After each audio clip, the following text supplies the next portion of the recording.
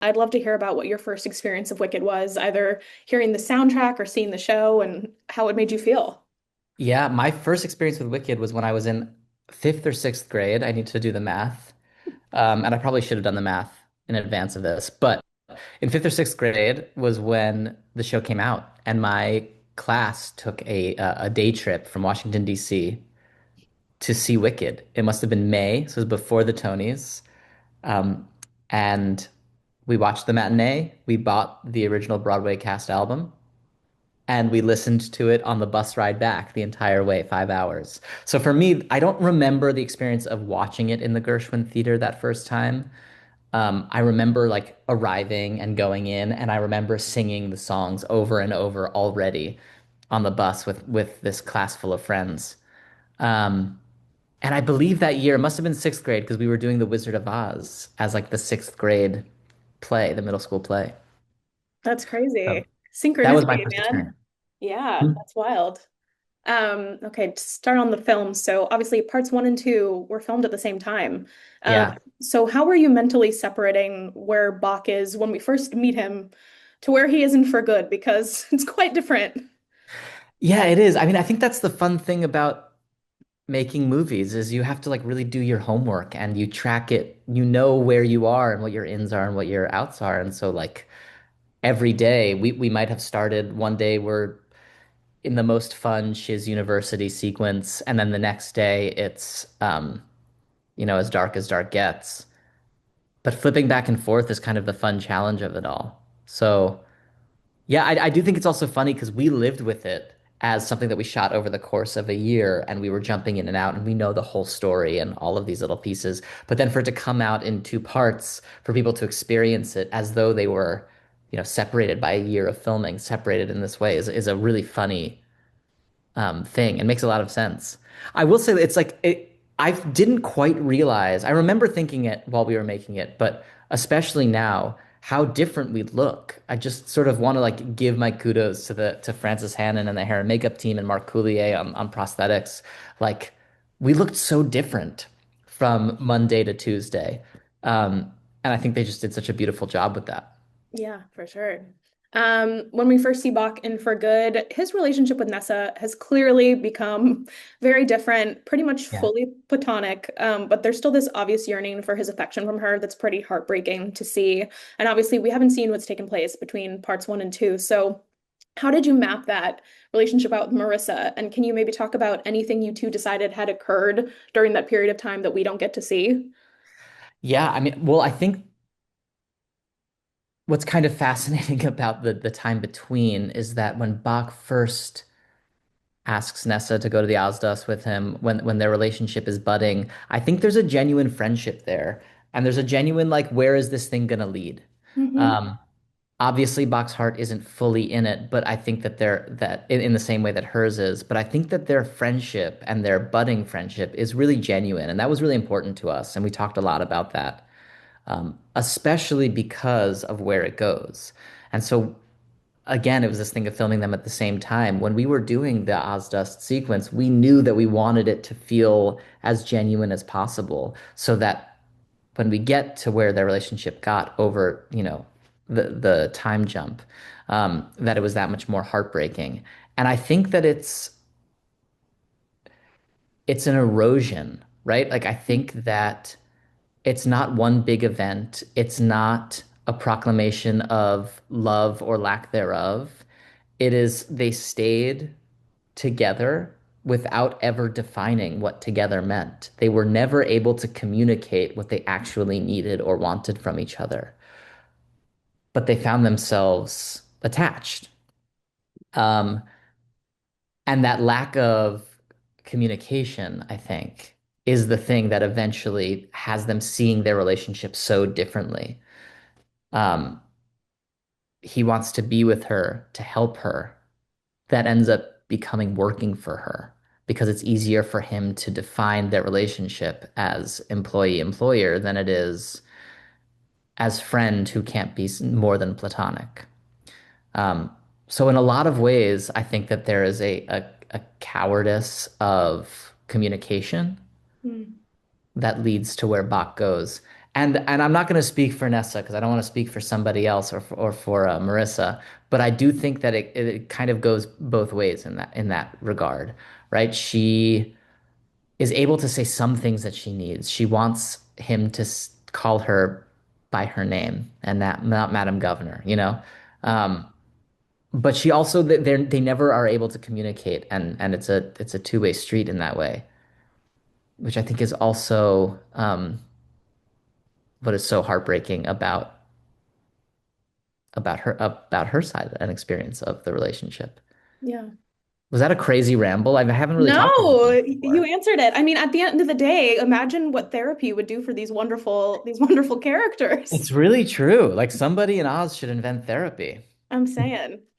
At an FYC screening that I went to, you said one of my favorite quotes, which is that Bach has his Schindler's List moment at the train station, which Yeah. tickled me greatly, but I also think it's really a great analogy for what happens there. Unfortunately, that moment feels more relevant than ever in the time that we're living in. Can Yeah. you talk about shooting that scene, the nuances you wanted to come across, and did you and John discuss that relevancy and how to incorporate that into the shooting? Yeah, absolutely. I mean, I think that I remember reading the script Mm, and thinking that for me, that scene, for Bach, that scene justifies the medium shift, mm, the adaptation, because you don't get to see that on stage. You hear about it, but you don't get to see it. I think one of the things about art that has lasting power is that it unfortunately always feels prescient. And when we filmed it a couple of years ago, it felt really relevant. And I think when it was written, um, 20 plus years ago, it felt really relevant then too.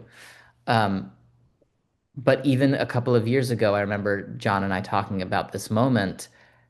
And when we actually shot it, um, there's this beautiful glimmer of hope that happens right before. He sees himself in the mirror. He sees, a chance at a new future, like so many people do.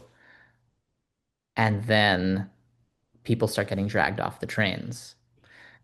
And it was really hard to watch, um, not just on screen, but there to see all of these people pulled off the trains. And there's this one moment that you get a sort of glimpse of, but that was really striking from like my point of view. It's one of those times where I was like, I wish that my eyes could have been the camera, because turning around and there were just masses of people, just to use the early 20th century phrase. There's like masses of people yearning um, for this train. And they were pushing up against and being pushed back like cattle. And so I think that like that image was so heartbreaking. And when we finished filming that day, I think God, I was really hopeful it would stay in the movie because I think in a heartbreaking way, it feels like an important mirror to our moment. yeah, for sure. Um, since For Good has come out, there's obviously been lots of discourse online, as there always is, about the morals behind the main character's choices. But I feel, and you kind of reiterated that too, that Bach only really kind of messes up by not being fully honest about where he feels him and Nessa's relationship will go. But by the end, I honestly think he's pretty justified based on what he knows. Sure. That's how I've always felt. What would you just say to someone who's not a Bach apologist? Like, defend your man. Like, Yeah. why do you think he deserves, a little more grace? Um, God, I think that there is this impulse to say that Bach has been lying this whole time in order to somehow get close to Glinda. When the fact is, what he's been doing is repressing what he actually feels in order to help the people around him. And I think that in some ways that actually hurts the people around him, right? Like that's the kind of unlearning that so many people are doing in therapy is how to like not people please yourself into selfishness. Um, but Bach Bach becomes a prisoner. He becomes trapped in, and there is a version of this story in which Bach says, "What we've been doing is toxic, and I think I need to leave," which is what he says. Mm, Not in so many words, but he says, "I'm so glad I could be there for you, but I think it's time I moved on." Um, that is like I think a really brave moment for Bach. I think that's a really big deal that he's able to do that. And if that's where his story began and Nessa's story began, that would have been a beautiful arc. Mm. Unfortunately, Nessa can't let go, and she turns the state on him. So the Bach apologist is, I mean, in me is saying, look, he actually tries to do the right thing here. I understand that people don't like his motivation to doing the right thing, but whatever the motivation is, he's trying to do the right thing by all of them. The thing that gets really hard is that like this beautiful sort of metaphor of like and reality of the magic of losing your heart, and it shrinks so much that you can't see past your anger, Mm. that you can't see past the flames. That's the part that becomes harder to justify. Um, but I love Bach. I do too. Yeah, thank you. Another thing that went viral are Boq and Glinda's looks to each other. And you said somewhere else that he probably didn't recognize her anymore, the same way she might not have recognized him, which I felt was a big mic drop and probably correct. If he'd been able to actually have a moment with Glinda during March of the Witch Hunters, what do you think he would have said to her? Whoa, that's I don't know. I don't know. Um,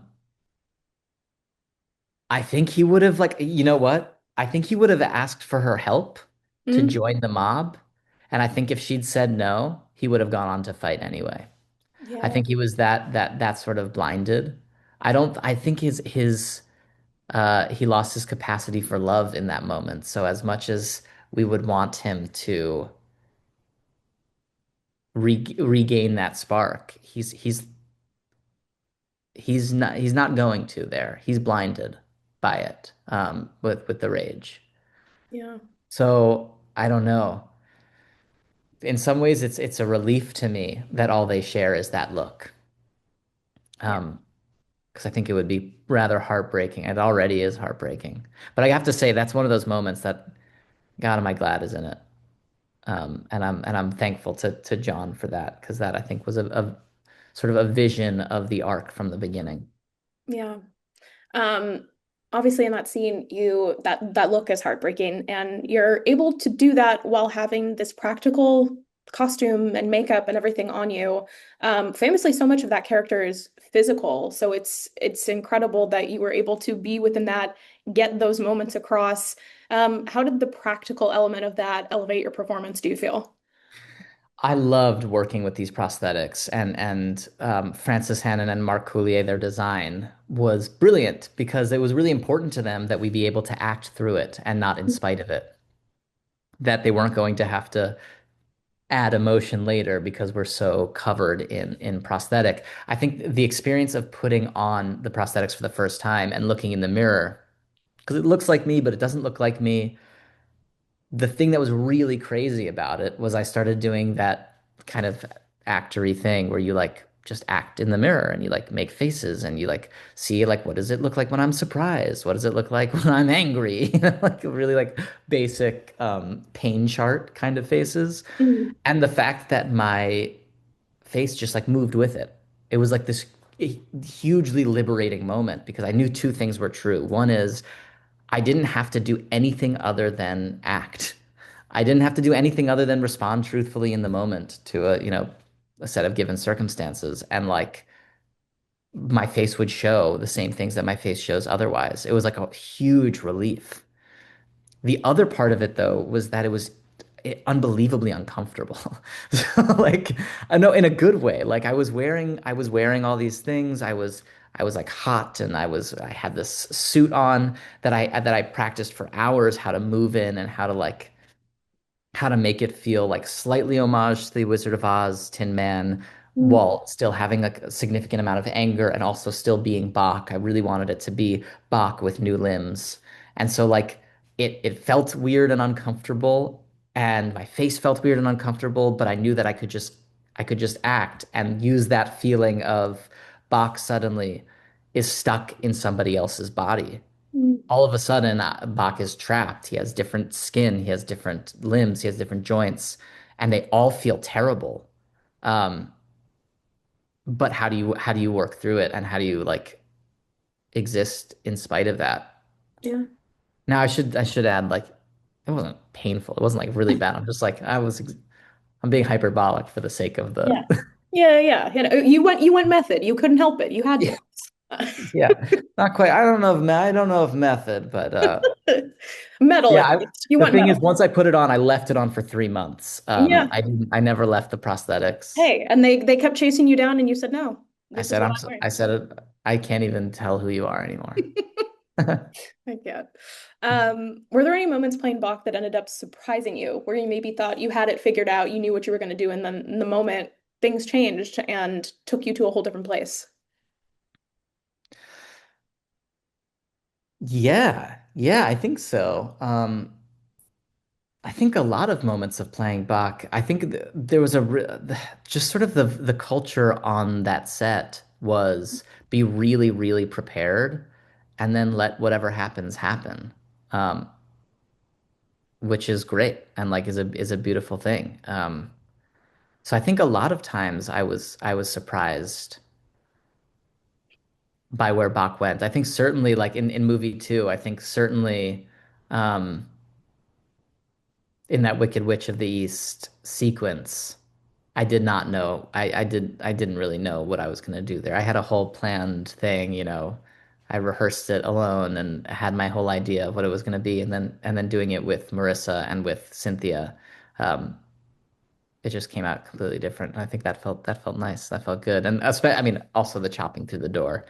I had no idea how hard that was going to be, whether it was going to be easy or hard or fun. It was great. It was like the most fun day. Yeah, it leaves an impression for sure. I love that moment. Yeah, it Um, was cool.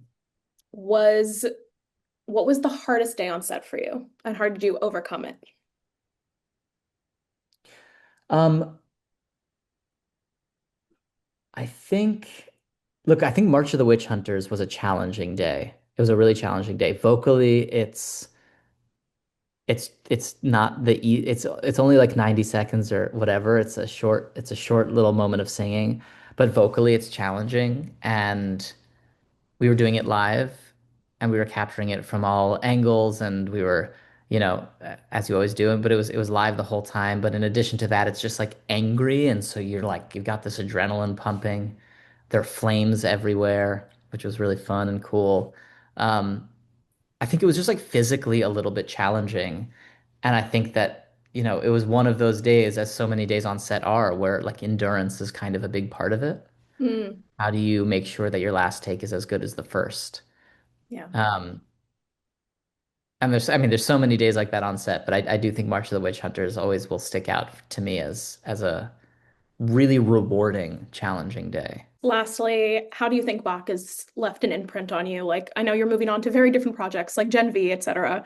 But how has he stayed with you and how will he stay with you moving on? I think so many lessons, you pick up lessons from all these characters. I definitely think that what we talked about a little bit, this like sort of the lesson of the sort of honesty and communication and all of that has certainly left an imprint. Um, and is something that I definitely like, you know, take to heart. But I think just like the experience of getting to take a character that I already knew and loved and getting to spend a year making him my own um, is something that I'll never take for granted. It's really special, and I've now gotten to do it twice in two very different ways, and I think it's a really I don't know. It's something that I'll always be grateful for. I think basically the real answer is I saw Wicked when I was in, I think probably sixth grade when it first came out. I took my niece to her first Broadway show ever when she was 9 years old. It was Wicked. The guy playing Bach at the time, Jesse J.P. Johnson, took us backstage to give us a tour. Um, and then I got to play Bach in the movie. And um, I can't believe how lucky I am to have it feel like such a big full circle moment. So I think that's what I'll take away.